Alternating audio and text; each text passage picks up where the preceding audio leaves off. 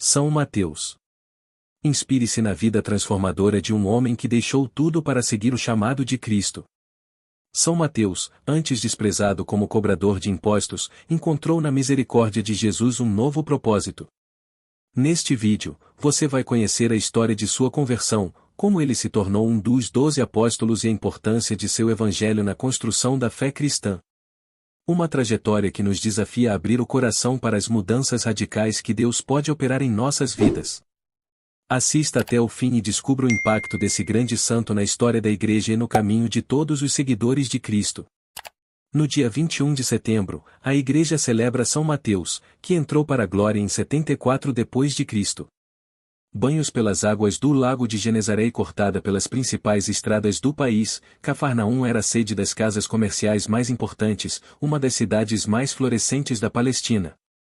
No tempo de Jesus Cristo, a Palestina era província romana, e onerosos eram os impostos e direitos aduaneiros que pesavam sobre os judeus. A cobrança dessas contribuições obrigatórias era geralmente feita por rendeiros públicos, homens conhecidos por serem especuladores, verdadeiros exploradores e sanguessugas do povo, e por isso mal vistos e odiados por todos. O apelido de publicano, isto é, pecador público, excomungado, que se lhes atribuía, não deixava dúvidas sobre a fama que tais homens gozavam. O rendeiro em Cafarnaum era Levi, filho de Alfeu, que mais tarde mudou o nome para Mateus, isto é, dom de Deus. Cafarnaum era a cidade pela qual Jesus Cristo mostrava grande simpatia, tanto que os santos evangelhos a chamavam de sua cidade. Na sinagoga ou na praia do lago, frequentemente, ele doutrinava e curava muitos doentes. Foi numa dessas ocasiões que Jesus, tendo pregado na praia, passou perto da coletoria de Levi, parou e disse-lhe: "Segue-me." Levi levantou-se imediatamente, abandonou o rendoso negócio, mudou de nome e de vida. Não é provável que essa mudança tão radical tenha sido fruto de um entusiasmo espontâneo. Supõe-se que Levi tenha tomado essa resolução devido ao que vir e ouvirá, de modo que o convite direto do Divino Mestre tenha posto fim às últimas dúvidas sobre o futuro de sua vida. São Jerônimo diz que Levi, ao ver Nosso Senhor, ficou atraído pelo brilho da divina majestade, que fulgurava nos olhos de Jesus Cristo. Converteu-se Levi, segundo o venerável Beda, porque aquele que o chamou pela palavra dispôs seu coração pela graça divina.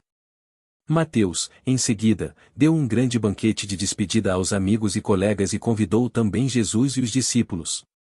Os fariseus e escribas, que observavam atentamente todos os gestos do mestre, ao verem que ele aceitara o convite, acusaram-no, dizendo: "Este homem anda com publicanos e pecadores e banqueteia-se com eles." Também os discípulos de Jesus ouviram repreensões: "Como é que o vosso mestre se senta à mesa com pecadores?" Jesus, porém, respondeu-lhes: "E não são os sãos, mas sim os doentes que necessitam do médico. Não vim chamar os justos, mas os pecadores." A partir de então, Mateus foi um dos discípulos mais dedicados ao Divino Mestre e seguiu-o por toda parte. Logo após a ascensão de Jesus Cristo e a vinda do Espírito Santo, Mateus pregou, junto com os outros apóstolos, o Santo Evangelho nas províncias da Palestina.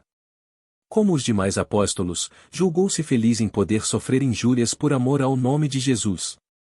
Entre os apóstolos, foi São Mateus o primeiro a escrever um relato da vida e morte de Jesus Cristo, dando ao livro o título de Evangelho, que significa o Boa Nova. Esse evangelho foi escrito em siríaco-caldaico, para o uso dos primeiros cristãos da Palestina. São Bartolomeu levou uma cópia para as Índias. Quando os apóstolos se espalharam pelo mundo, São Mateus dirigiu-se à Arábia e à Pérsia, onde sofreu cruéis perseguições pelos sacerdotes indígenas. São Clemente de Alexandria diz que São Mateus era um homem de mortificação e penitência, alimentando-se apenas de ervas, raízes e frutos. Sofreu maus tratos na cidade de Mirmene. Os pagãos arrancaram-lhe os olhos, e ele, preso com algemas, esperou no cárcere o dia em que seria sacrificado aos deuses, por ocasião de uma grande festa idólatra. Deus, porém, não abandonou seu servo, e enviou-lhe um anjo que lhe curou a visão e o libertou da prisão. São Mateus seguiu então para a Etiópia. Lá, também, o demônio tentou impedir seus passos. 2 feiticeiros de grande fama opuseram-se a ele, mas São Mateus venceu-os pela força esmagadora dos argumentos e pelos milagres que realizava em nome de Jesus Cristo. com esse obstáculo removido, o povo aceitou a religião de Deus encarnado. Foi por meio do eunuco da rainha Candace, o mesmo a quem São Filipe batizou, que São Mateus obteve entrada no palácio real. Lá, havia grande luto pela morte do jovem príncipe herdeiro Eufrânio. São Mateus, tendo sido chamado ao palácio, fez o defunto ressurgir, milagre que encheu a todos de grande admiração. O rei, em sinal de alegria e gratidão, mandou arautos por todo o país anunciar a seguinte ordem aos súditos: Vinde todos à capital ver um Deus, que apareceu entre nós em forma humana. Aferraram-se aos milhares os súditos de todas as partes do reino, trazendo perfumes e incenso para serem oferecidos ao Deus que havia aparecido. Mateus, porém, esclareceu-os, dizendo: Eu não sou Deus, como julgais, mas servo de Jesus Cristo, Filho do Deus vivo. Foi em seu nome que ressuscitei o Filho de vosso Rei, foi ele quem me enviou a vós para pregar sua doutrina e trazer-vos sua graça e salvação. Essas palavras foram bem recebidas, e a maior parte do povo converteu-se à religião de Jesus Cristo. A Igreja da Etiópia tornou-se uma das mais florescentes dos tempos apostólicos. O rei egípcio e sua família eram cristãos fervorosos, tanto que Efigênia, a filha mais velha, fez voto de castidade perpétua e, a seu exemplo, muitas filhas das famílias mais ilustres consagraram-se a Deus, numa vida de perfeição cristã. Após a morte do rei, seu sobrinho Hirtaco subiu ao trono. Para fortalecer o governo, pediu Efigênia em casamento. Esta recusou, alegando o voto feito a Deus. Hirtaco, insatisfeito com essa resposta, exigiu que São Mateus usasse sua autoridade de bispo para realizar o enlace desejado. São Mateus declarou ao príncipe que não tinha competência para envolver-se no caso. Profundamente contrariado, Hirtaco deu ordens aos soldados para que eliminassem o apóstolo. A ordem foi executada na igreja, onde São Mateus celebrava a missa. Ignorando o respeito devido ao lugar e à pessoa do santo apóstolo, os sicários do rei mataram-no no próprio altar. O corpo do santo mártir foi, por muito tempo, objeto de veneração pelos cristãos da capital. No ano de 930, foi transportado para Salerno, na Itália, onde até hoje é festejado como padroeiro da cidade e da diocese. Reflexões. São Mateus, dos apóstolos, talvez o mais inteligente e o mais rico, antes de sua vocação, não era santo. Pelo contrário, entre as acusações que os judeus levantavam contra Nosso Senhor, uma das mais graves era: dele come com pecadores, referindo-se ao cobrador de impostos. No entanto, a prontidão com que Mateus seguiu o convite, a ordem do Divino Mestre, não foi menor que a dos outros apóstolos, que apenas deixaram redes velhas, enquanto Mateus sacrificou um bom emprego e uma grande fortuna. A São Mateus devemos o belíssimo Evangelho, que relata tantos episódios da vida de Jesus Cristo. São Mateus foi responsável por transmitir os mais belos discursos do Divino Mestre. De publicano e pecador, tornou-se grande amigo e apóstolo do Salvador, e glorioso é o trono que ele possui no reino de Deus. Esses traços da vida de São Mateus são um grande exemplo para animar os pobres pecadores, que, conscientes de sua miséria, facilmente se entregam ao desânimo, se não ao desespero.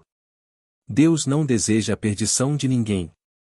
Mesmo o pecador mais monstruoso tem acesso ao trono da misericórdia divina, desde que resolva quebrar as correntes do pecado, fazer sincera penitência e entregar-se a Deus. Se é grande a maldade dos homens, maior é a misericórdia divina, que acolhe benignamente todos os que se dirigem a Ele com coração contrito e humilhado. Santos do Martirológio Romano, cuja memória é celebrada hoje. Na terra de Saar, a memória do profeta Jonas, o quinto dos profetas menores. Seu livro não contém profecia alguma, sendo, na verdade, uma história profética. Seu naufrágio é uma imagem da morte de Jesus Cristo, e sua pregação aos ninivitas e a conversão deles são uma imagem da futura salvação dos pagãos. Na Etiópia, a Santa Virgem Efigênia, filha do rei e discípula do apóstolo São Mateus, que a batizou. Diz a tradição que ela fez voto de virgindade e congregou 200 donzelas sob sua direção. Na Fenícia, Santo Eusébio, mártir. São Mateus, rogai por nós. Oremos. Deus de infinita misericórdia, que escolheste São Mateus para ser um apóstolo e evangelista, concedei-nos, por sua intercessão, a graça de responder ao chamado de vosso Filho com a mesma prontidão e fé. Que possamos, pela sua oração, ser iluminados pela verdade do Evangelho e perseverar no caminho da salvação. Por Cristo, nosso Senhor. Amém.